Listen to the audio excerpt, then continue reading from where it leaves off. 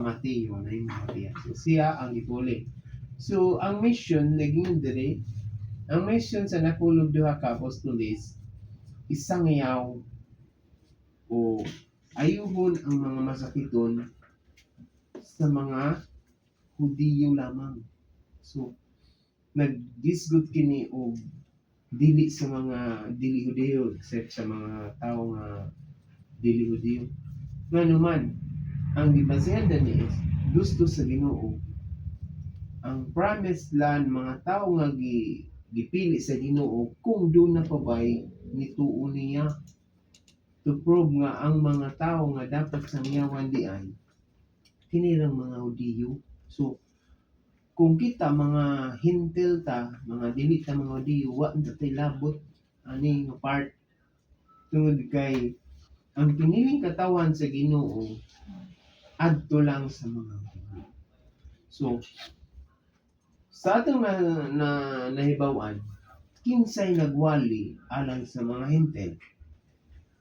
Usa siya ka apostoles pero dili siya member sa apostoles na 12. Kinsa siya? Si Paul. So si Paul, si Pablo, siya yung nagwali aron maluwas tang mga hintil.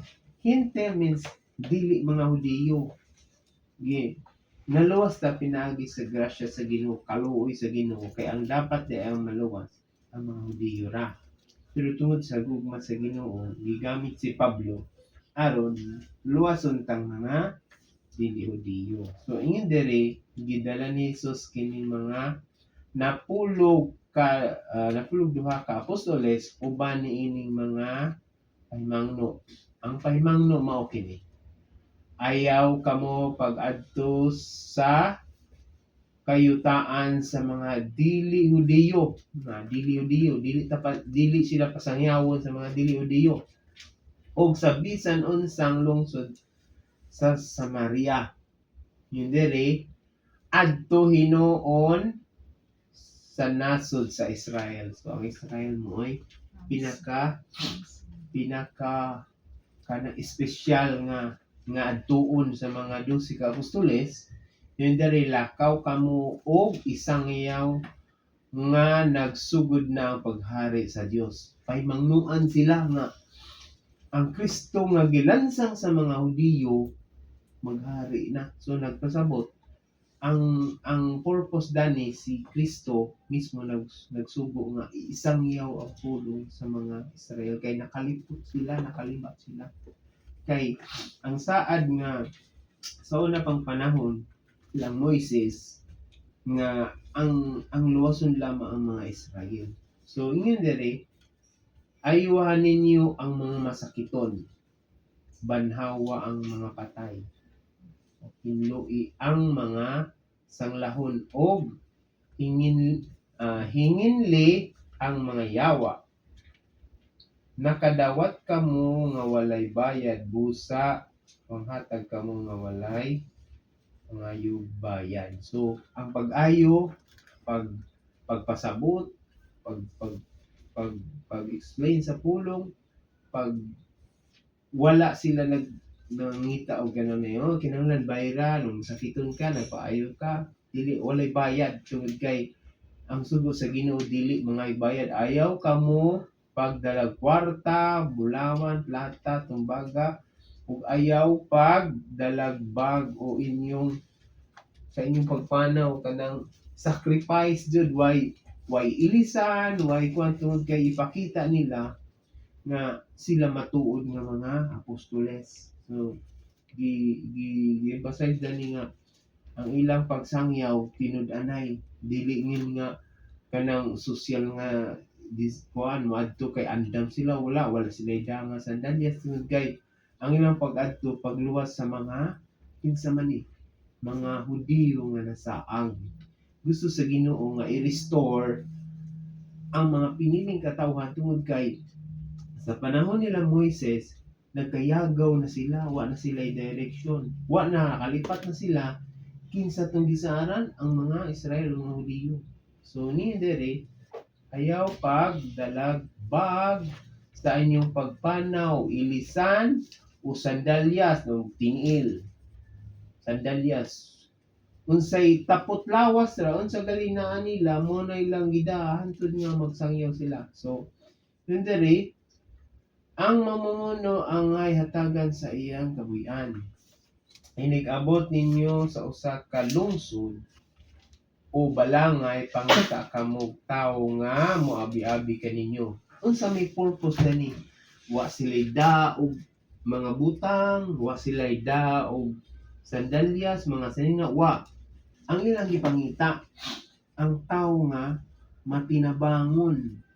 Kung naa pa ba sa lungsod sa Israel nga ingani nga klase sa tawo, nga pangita kamong tawo nga moabi-abi kaninyo o magpabilin uban kani hangtod sa mobiya kamo niadtong dapita. So ang iyang gipangita kanang true friend nga kung ikaw nagtuo ka kang Kristo, whatever nga makita nimo sa imo isig ka tawo, imo siyang sangkapan kay langyaw man sila, gikan sila sa laing dapit. Yana sila sa Israel aron pagpangitag tao nga matinabangon. So gusto sa Ginoo nga kanang tawhana willing bagad mo tabang, dili kay nagpakaano ingnon lang. So ni dere sa 12, inigdayon ninyo sa usa ka balay, ingna ang tagbalay. Ang kalinaw maguban kaninyo. Kung mudawat kaninyo ang tagbalay, ibilin kanila ang inyong panginaot sa kalinaw. So ang tao nga gitabangan sa panahon nga sila niadto sa Israel, kung mudawat sila or nihatag sila kanang tabang alang sa mga tao nga 12 ka apostoles nga nagsangyaw, ibilin kanila ang panginaot nga sila i-bless sila. Kay ngano, kung sila matinud-anon nga ni hatag og tabang sa mga apostoles, so kana nagmatinud-anon sila. Pero ang kuan ani is apan kung dili bakwia niya, bakwia ang inyong panghinaot. So kung wa sila mutabang kay ang command is adto mo sa Israel, isangyaw ninyo na maghari na ang Ginoo. Ibalita ninyo ang maayong balita. So kung dawaton sila sa maabi-abihon nga pagdawat, kaluyan sila sa Ginoo tungod kay mo manay utos. Pero kung dili, ipabakwi nga naman. Iyon dari daghan ang mga tao nga bakwi ang inyo panghinaot, o kung ana ay dili mo dawat, dili mamati kaninyo, itaktak ang abog sa inyong tiil o biyai ang ilang balay o lungsod. So nagpasabot kung wala sila gidawat sa ilang gisulti may tungod kang Kristo, itaktak ang abog. So dili sila magbilin og gamay nga blessing, murag itunglo ba kanang kay wa jud mo gyapon mga Israel mo, dapat kamo ang chosen ni God, pero wa mo'y pagtabang kanamo nga isip muanhini aron pagluwas kaninyo kay kamo nasalaag, di mga nasalaag man sila na karnero, means na nawa ang ilang pasid sa kinsa si Kristo. So man ni diri niyo diri hinumdumi kini sa adlaw sa paghukom, mas maluoy pa ang Dios sa mga tao sa Sodoma ug Gomora kaysa mga tao ni anang lungsura. Ang ipasabot ani is ang mga Israel di ay kung may naglansang kang Kristo, kikaligut-gutan sa Ginoo.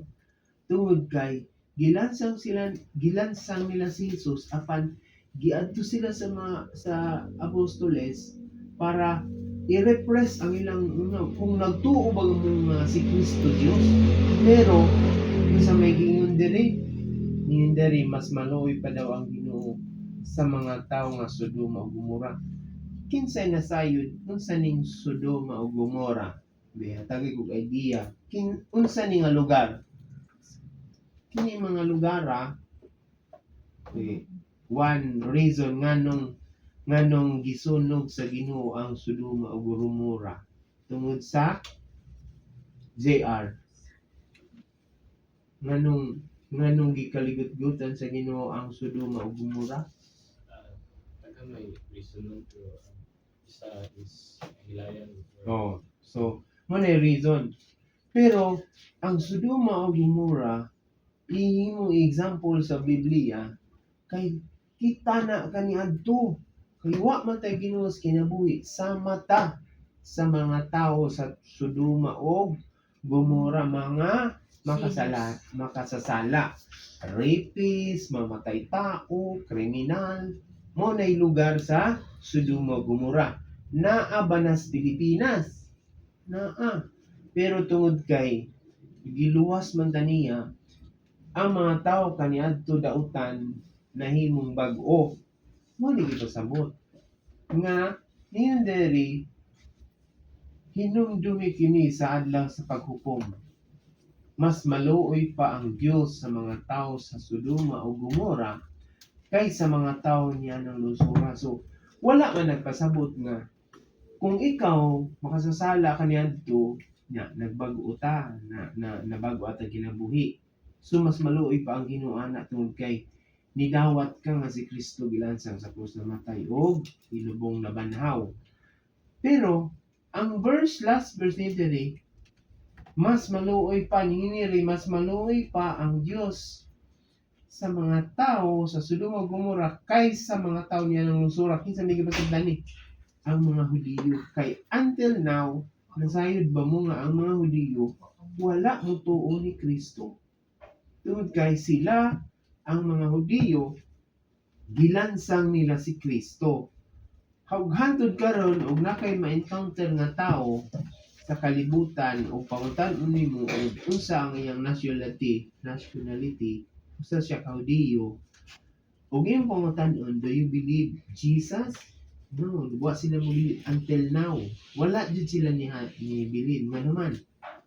Dili man nagpasabot nga ang katawhan sa Ginoo gikasilagan sa Ginoo. Kay ang real nga katawhan sa Ginoo is mga Hudiyo man, Israel. Pero nganong nahitabo man nga hangtod karon ang Hudiyo wala man motuo. Sahid ba mo? Ngano unsa hinungdan? Ngano nga ang mga Hudiyo ilang gisalikway si Kristo. Ano mo idea? Kinsa may muhatag og idea nganong hangtod karon ang mga Hudiyo wala man motuo nga si Kristo nabanhaw. Ang tubag tungod kay gusto sa Ginoo nga luwason ta. Ang mga hintil kagaya nato, mga hintil ta, gusto sa Ginoo nga maluwas ta. Pero dili nagpasabot nga ang mga Hudiyo dili luwason. Kay ngano adunay gitagal nga panahon ang gidaghanon inigbalik sa Ginoo nga ang mga dili Hudiyo maluwas lakip ang mga Hudiyo. So ngayon ko nga sa akong kaugalingon, ako dili ko Hudiyo pero giluwas ko sa Ginoo. Pero dili nagpasabot, Hudiyo siya, dili siya luwas. No. Kung kita isip dili mga Hudiyo ang tinuod nga mga sanga ang mga Hudiyo man. Pero kung giputol sila sa Ginoo, wala sila motuo karon, pwede sa Ginoo isumpay o balik. Ano man, ang Ginoo makahimo sa iyang katawan pag-restore sa mga tao nga wala motuo niya. Pero ang hinungdan nganong nahitabo na gusto mo bitaw si Pablo ningon, gusto ni Pablo nga ang tanang tao Hudiyo man o dili basta mutuo kang Kristo nga si Kristo namatay nabanhaw ug mo na imong gihuptan bisag unsa pa ang imong kinabuhi. Kung i-compare nato sa Sodoma o Gomora, ingana ka, dautan ka, makasasala ka, pero kung nana nimo nabag-o ka, gihatagan nimo og panahon ang Ginoo, mas luwason pa sa Ginoo ang kagaya nato nga makasasala kaniadto kaysa mga Hudiyo nga self-righteous sa ilang giisip nga wa sila naghimo og sa ang ila lang wala sila motuo nga si Kristo nabanhaw. So mao na hinungdan nga ang mga Hudiyo karon bisan asa sa kalibutan naglatagaw kung imo silang pangutan-on, do you believe Jesus? No. wala sila nituo. Kaya nga naman, muna yung sa kainungdan nga nung niabot ang gospel, niabot sa Pilipinas, di sa asang lugar. Kay kun ang mga Hudiyo wala pa gidinay si Jesus until now, ang kaluwasan nibalik na si Kristo ug ang kaluwasan dili ta maapil. Muna hinungdan. Muna nga, hopefully ang gi-explain na nakuan ninyo, na gets ninyo no.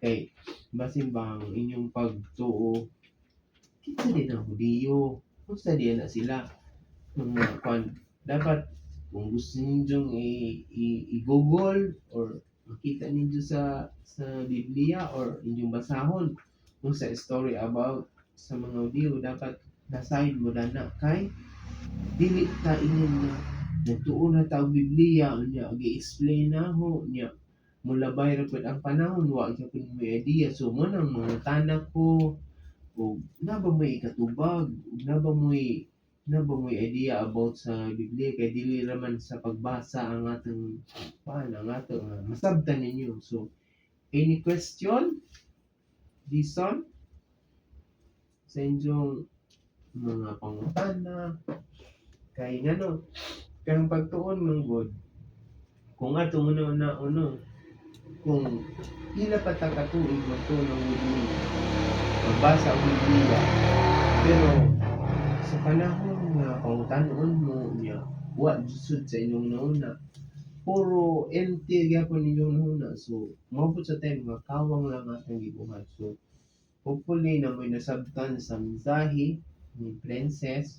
So gidugang na pasabot aron masabtan nato unsa ang katuyuan sa Ginoo nga nga niyanhi siya sa kalibutan aron pagluwas sa mga nangawala, dili lang sa mga Hudiyo kundi kita ang gipakadak-an dani kay kita mga hintil kaliwat ta sa mga tao sa Sodoma ug Gomora, mga makasasala. So kung gikaluy-an sa Ginoo ang Sodoma ug Gomora nga mas dautan pa kaysa nato, way imposible nga kita kaluy-an sa Ginoo. Okay? So mora to ang mensahe.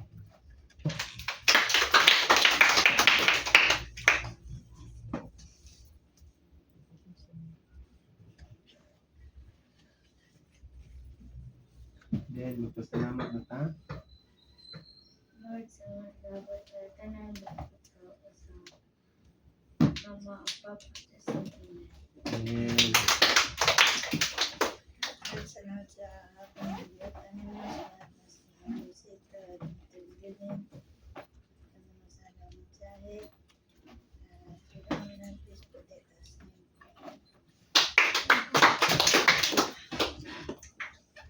Salamat po sila sa ayos Sunday na yata tinatawag sa kulang namin ng tapo. Ang mamina sa mga kulang sa mensahe na dunong ang karoon ay ang maligtan o masag sa kasing-kasing sa Ginoo sa good health o blessings niya yata kanata kanunay nga bulitas kalibutan sa knowledge o wisdom sa pag-eskwela o i-pray ban nga wala diri ikaw manghatag nila puso ng attend sila sa prayer meeting next week. Listening pray in. Muna pasalamat ko sa another Sunday nga nagtapos na sa pagpaminaw sa mensahe sa Princess sa pag-share